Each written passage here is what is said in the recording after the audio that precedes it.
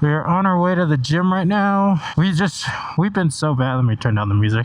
We've been so bad with the gym lately. I'm glad I did come today, or I'm going today, because if I didn't, it's just one of those things that I don't know if like kind of get back. I don't even know what I'm saying right now.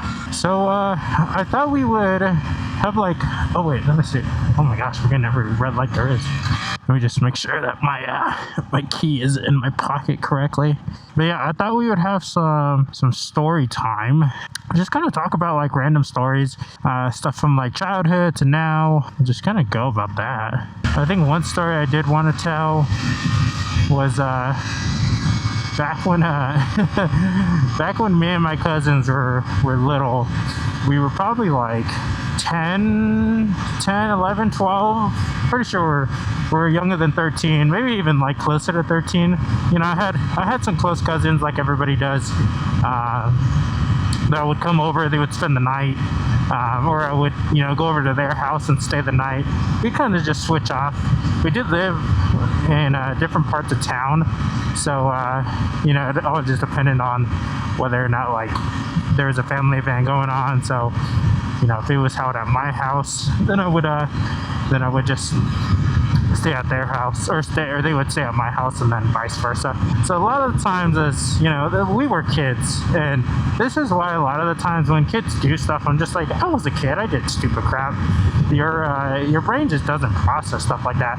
Yeah, so like, you know, as kids do stupid crap, and one thing that we did was we would get bored. You know, I obviously had an Xbox back in the day, but you really couldn't do much.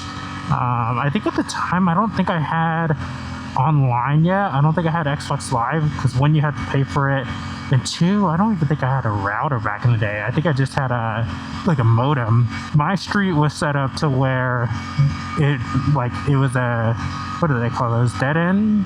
I forget what the official sign is, but it pretty much was like you couldn't, I'm just gonna go in a second, you couldn't go into any other neighborhood. It was just, you go up the street and then you have to turn back around, and it's uphill too. Late at night, we would get, I forget where we found it. I think my buddy across the street, I think he had it. But since fishing wire is so thin and you can't see it at night, I mean, most stuff you can't really see at night, that's that thin. But we got fishing wire, and what we would do is we would tie it to soda cans, flap or whatever, or the you know, where you pop it open. We would tie one end of the fishing wire to one can, the other to the other can. And our street wasn't that wide, so we would find two cars that were sort of similarly parallel to each other. I mean, sometimes they were offset, so it didn't really matter. But we would set them across the street, and what the idea was that when someone was gonna drive up the street or down the street, the fishing wire would catch onto the car. So what would happen is one night, or actually we did this a couple nights, is we would set it up, we would wait for cars to come by, and as cars would drive by, they would catch onto the string, and all you would hear is just soda cans just like smacking the side of this car, smacking the top of it. Sometimes they would catch onto the antenna, and all you would hear going up the street was just soda cans just, you know, smacking around and things like that.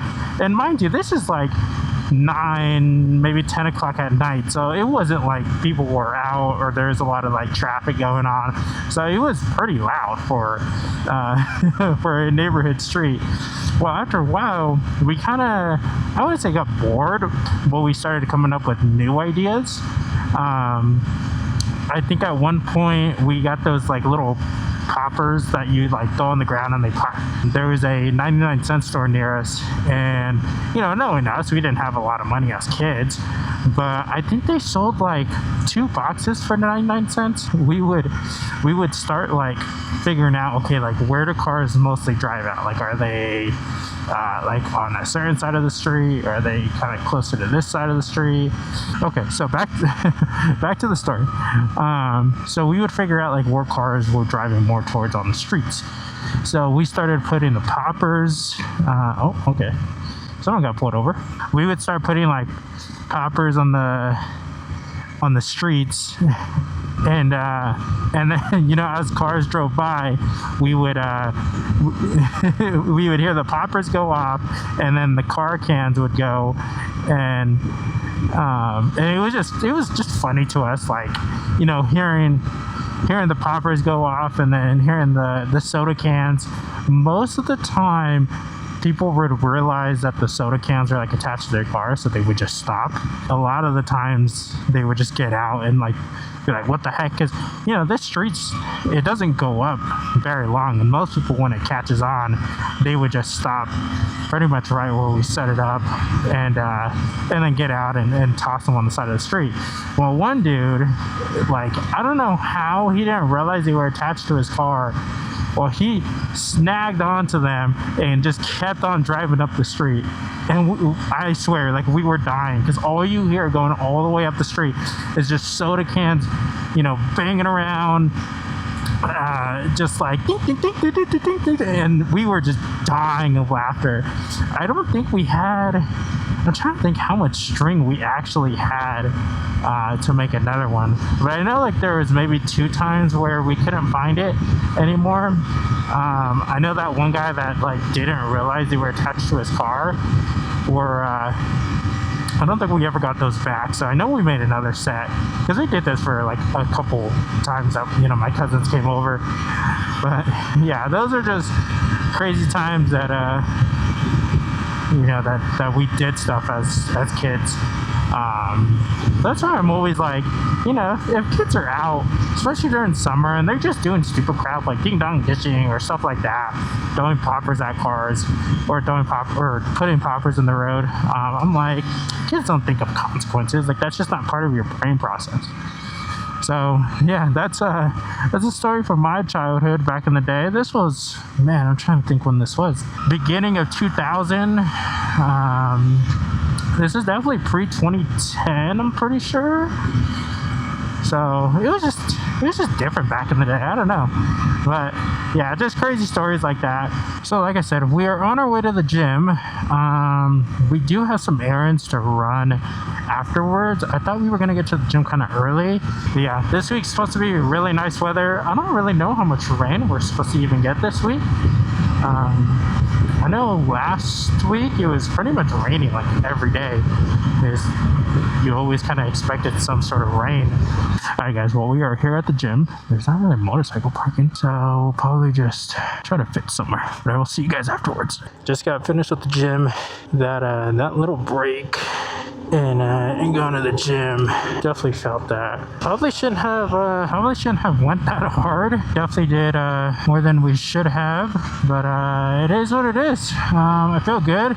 My legs definitely are feeling it. Probably shouldn't have gone that hard, but it is what it is. Gym was good. It wasn't as packed as I thought it was going to be. It definitely was busy though. Story time though, back to story time. I think this might be in the same vlog. We might just put it all in one. I kind of remembered a story that happened. This was probably around the same time as the soda can pranks that we were doing on vehicles, around like that same age bracket. Pretty much all of this happened around the same age range. I think when we got older, we weren't really doing that.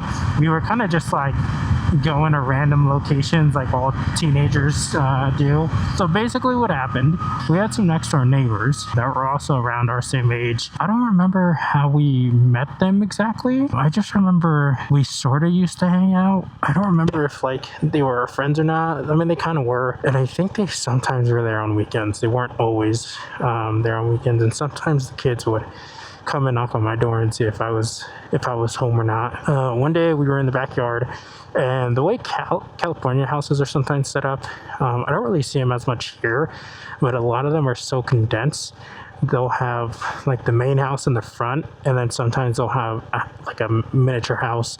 Maybe it's called like an outhouse, maybe? Is that the correct terminology? But they'll have like another house in the back. So that's where these kids lived. So my backyard was parallel to pretty much their house. And one day we had airsoft guns. If many of you aren't familiar with what airsoft guns are, we'll put a picture up on the screen right now. We had some like cheap airsoft gun, shotgun. I forgot where I got it from exactly, but it was a see-through airsoft gun, orange tip. Like, you definitely couldn't mistake it for like a real gun. It actually kicked pretty good. It was a pump action, of course, because it's a shotgun. So I had one of those. I also had a pistol, but we'll continue this story after my trip from Target. So we'll be back. So back to story time. We were in the backyard, obviously with the airsoft guns. I forget what prompted us, but they were either talking smack. Oh, that's what it was. So their backyard had an orange tree. It was actually the people that they lived in front of. So the people that lived in front of their backyard had the orange tree, but the orange tree was so large that the oranges would actually drop in our yard sometimes too. They started throwing oranges to our side of the backyard. We were like, what the heck? So there is a little ledge that you can see over. So it's like the bottom half of the fence that divided us, it wasn't see-through at all, so you'd have to actually like climb on top. So we looked over and these kids are like throwing oranges at the fence, and we're like, yo, what the heck, what are you guys doing? And they just kept on throwing oranges, and I don't remember exactly what they said. I mean, this was years ago. I had the smart idea. I'm like, hey, let's get the airsoft guns and let's just start going blasting them. And mind you, we were kids. Like, this isn't a gang war or anything. So my cousin was like, yeah, go get the airsoft gun. All right, well, we will finish the story after we get Chipotle. We had the idea of getting the airsoft shotgun.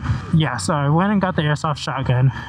The plan was to go around. So my cousin was going to distract him, and I was going to go around my backyard, go to the front of the house, and then go towards their driveway and just like unload on these kids. It sounds so bad now that I talk about it, but yeah, so I forget how my cousin was distracting them, but I remember I loaded the shotgun, the airsoft shotgun, I should probably say that. I wonder if YouTube's gonna not demonetize this, but strike this, because I'm saying the word GUN. Maybe we could say airsoft toy. Hopefully that doesn't get struck. So I got the airsoft toy, went around the house. These kids were still throwing oranges. So what I did, I'll put like a diagram on the screen of like how I was going around, but I pretty much went around the house. These kids are still throwing oranges over the top. So I'm like slowly, tactically approaching them. I'm like crouching a little bit, trying to be like SWAT. I remember this is when I was like onto the SWAT movies. So what I did, so I go around the house, and these kids are still throwing the oranges, and all I did was I just unloaded on this kid. I mean, these airsoft toys are not very accurate. They're just shooting like circle BBs. I just unload on these kids, and the kid's like, ow.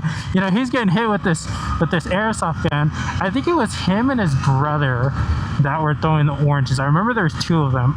Maybe there was a third. I'm not 100% on that. So these kids are like, okay, stop.